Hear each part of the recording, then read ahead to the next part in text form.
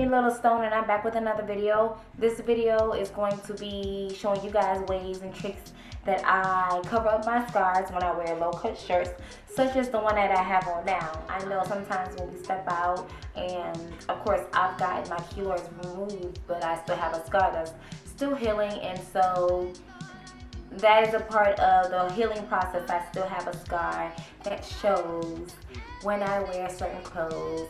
So I wanted to show you guys ways and tricks that I cover up my scars the best way possible, so it's not so noticeable when I go out. Stick around and I'm going to show you ways on how I cover up my scars the best way I know how to. So first thing first, I always make sure the area is clean.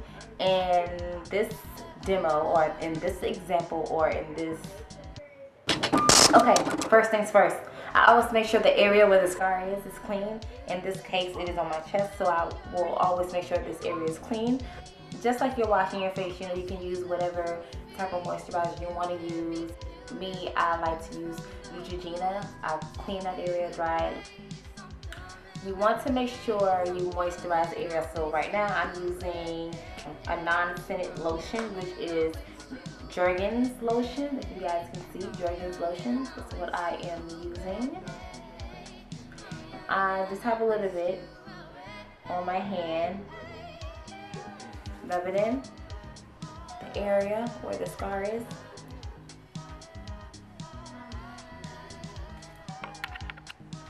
Once the area where your scars are is moisturized with your preferred lotion or moisturizer, I like to use a primer. Right now this is the Fenty by Rihanna primer. If you guys can see, I know it's pretty hard to see, but I'll make sure I put in the description box everything I'm using, but I just use like one drop, but of course I broke mine from dropping, so you're just going to use one drop. I got a little bit, and you want to cover up the entire area with the primer. And primer is basically to make the makeup stay on longer. So definitely if your scar is in an area where it may rub off easily when you don't really notice, I do suggest that you guys use a primer to cover up that area. Once the primer is on, I like to go over the area of the scars with some type of color corrector. Right now this is RK by Kiss color corrector, pure mineral corrector, high definition smart blend, and I'm not and the color is rubyKisses. It comes in a tube like this, and it's like a pink, peach, orange color. What I like to do is dab it around a little, you guys can see.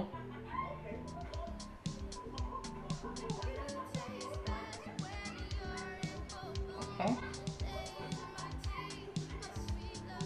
And it's best to get this in the darker areas because that's the main area that still sometimes show once you put your makeup on. This is how I apply the color corrector. Next, I like to get this brush. I'm not sure the name of the brush, but this is how it looks. I'm sure if you look in some type of makeup store where they sell brushes, this is the brush I use. And to cover up, I'm using the Soft Matte Long Wear Foundation by Fenty, another Rihanna's product. It comes in a pump like this. And for my skin, I am using the color, I'm not sure, but it does says AE01. I'm not sure if that is the product number for them or if it's the name of the color or what, but once I find out, I will be sure to put it in the bottom of the description. What I like to do is I do 2 pumps, and this is a very, I want to say, liquidy foundation, so be careful with it. And basically I put it in the area where the scar is and around. Okay.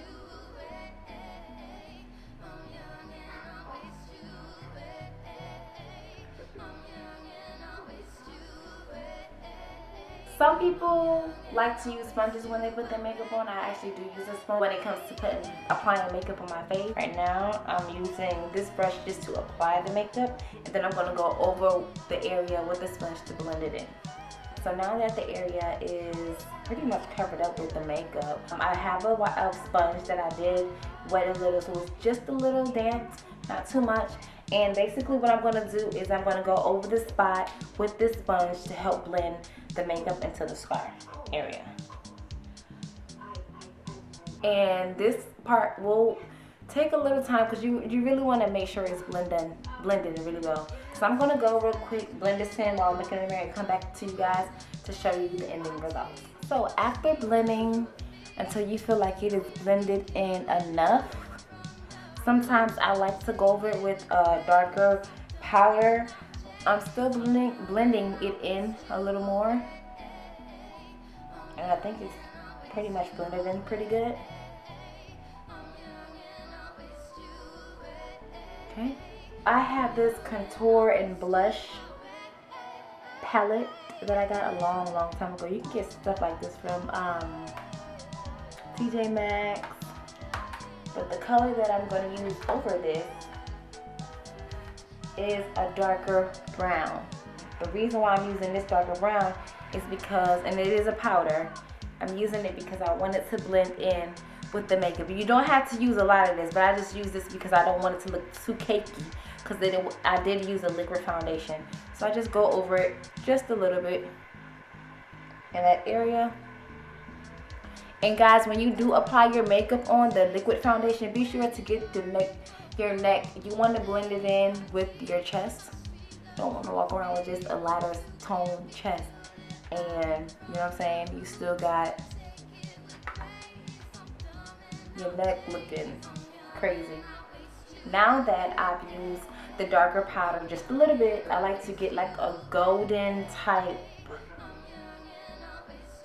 blush,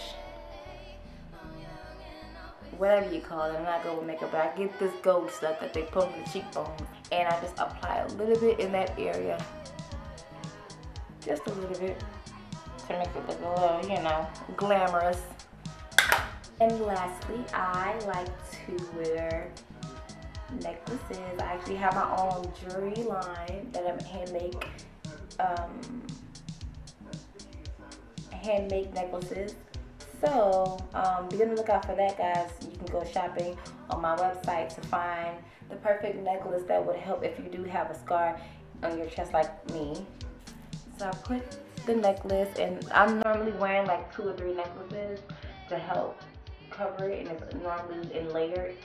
But you know, it looks way better than how it looked before.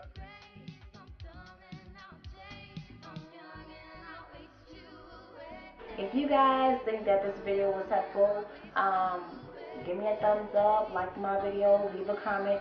Let me know what type of videos you want to see and what type of issues you have with your scars. And until next time, darling, I'll see you guys later.